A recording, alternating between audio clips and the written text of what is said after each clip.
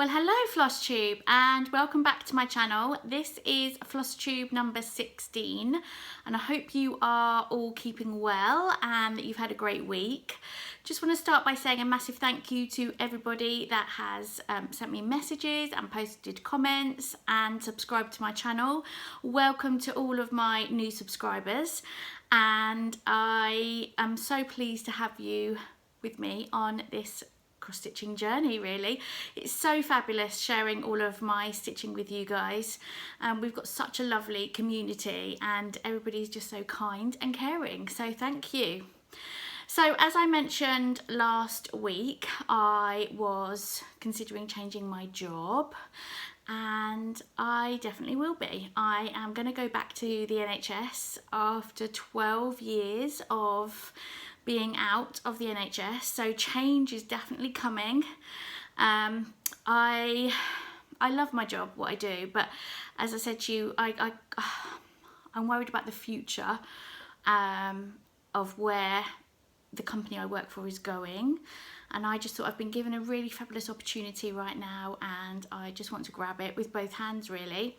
So I handed in my notice to my current manager, which was really quite sad because, like I say, we've worked together for several years, but I know that we will stay firm friends even when I move on.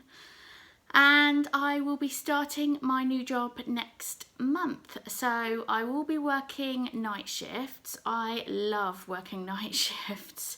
I think I might be a bit strange, but I do love working night shifts.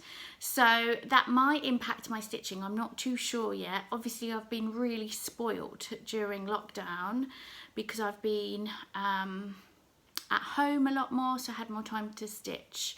So I won't have as much time. But I will come on to, towards the end of the video, how I'm planning on using my time for stitching. So because of all of that, because of the change and because of really having to decide and make the decision about changing jobs, I haven't actually got much stitching done. There was a part of the week where I thought I've lost my stitching bug. But I'm glad to say I don't think I have. I think it was just because my brain was just consumed with, what do I do? What's the right thing for me and my family right now? So anyway, let's get into what I have been working on.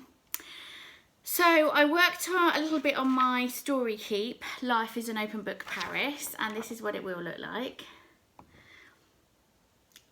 And you guys know that I am trying to get this finished by my birthday in December because I would love to start the New York version of this on my actual birthday.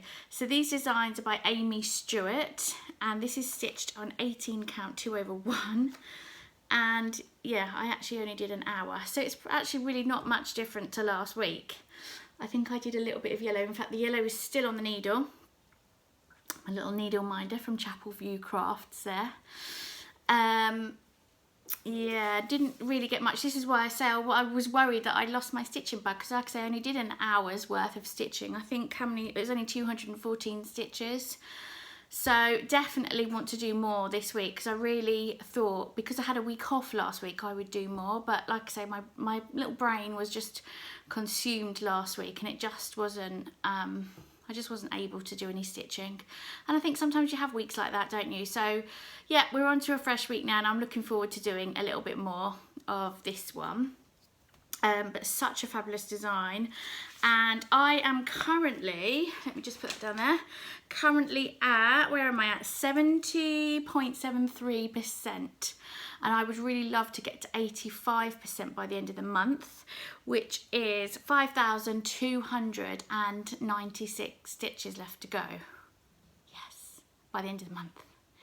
It's fine. I can, when I've really got my mind on it, I can just literally sit for hours and just stitch on that piece. So yeah, I'm quite happy to do that. And I've got a couple of days off coming up. As you can see, I'm in my sort of comfies today, so today is one of those days. So I might get some of it done. I've got a few errands to run today, but I might get some more done on it today. And then the other one that I was doing, because this really does need to be finished by this Saturday, that's my final deadline now, this Saturday, is an Etsy chart that I picked up and I've called it Sunflower Cupcake. And this is where I'm up to. Let me just put this behind.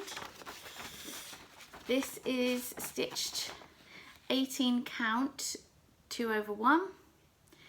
I've got a little bit more to do on it before I do the back stitching. But I'm really enjoying this one. Now, I was so excited, wasn't I, when this chart I could get on Pattern Keeper. However, hasn't really worked out great on Pattern Keeper, if I'm honest, because sometimes when you know on Pattern Keeper, when you tap a symbol, it comes up with all the symbols. Sometimes it doesn't always do that on this chart. Sometimes it comes up with the wrong symbols. There's a lot of half stitches in this design and it doesn't pick up the half stitches always. So I think what I'm going to do, I think I've made the decision that any Heaven and Earth designs that I purchase will go into Pattern Keeper, and any charts that I purchase on Etsy I will do from my iPad. Now, I use an app called Notability, and I can download the PDF into Notability and literally using my Apple Pencil colour in the chart, and then obviously if I want to do it again I can just erase all my colouring in. So it's a bit like a paper copy, but you know, when you colour in a paper copy, that kind of thing. So I think that's what I'm going to do really. I think that might have been an easier option. So that's why I think it's taken me a bit longer, because there was a couple of stitches I had to pull out because I didn't realise I'd done it in the wrong colour.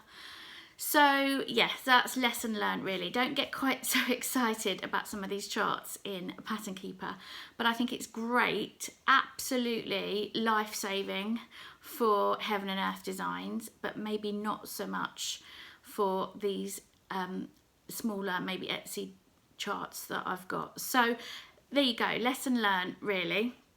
But I'm going to carry on with it in Pattern Keeper because I've got used to it now. But like I say, if ever I do that chart again or any of my other Etsy charts that I've purchased, then like I say, I'll do that on my iPad. So as you can see, definitely not much stitching done this week at all, when I had these amazing plans to do loads of stitching because I had all this time off. But because I'm obviously starting this new job next month, it's made me think, actually, how can I fit my stitching in? And because stitching to me is really important. It helps me unwind, and I just think mentally it's just so calming and just is such a great help. And I quite like to do it, especially in the evenings. Yeah, I think it's really good therapeutic for me. So as you know, I've got my 3 yearly monthly planner that I use. Don't know if you can see that. And what I've decided to do, I will show you November. I am going to do a video on this. I'm not sure whether to do it at the end of October or the end of November. If you would like to see this video on how I use my planner for my cross stitching, please do comment below, and I will look at getting that out. But I don't know if you can see that I've already written in what I'm going to be working on.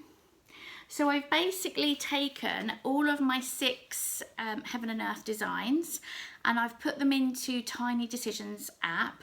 I've worked out what days I can stitch, and I've just plotted that in my diary already. And you might see up here I've got UK, because that's the UK is for the month of November for full coverage fanatics. They're doing around the world in a year, and the UK is November, so it's stitched on something that is represents the UK. So I'm going to be stitching on my ornament healing rose design, because obviously the rose is the national flower for the UK. But otherwise I've got all of my Heaven and Earth designs, like I say, plotted in.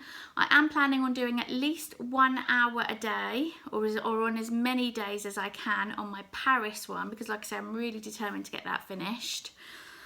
And then all of the others are plotted in, but it means that every one of my Heaven and Earth designs has a touch point during the month, because at the moment I can already see, if I look at October, that 2 of them so far haven't had a touch point.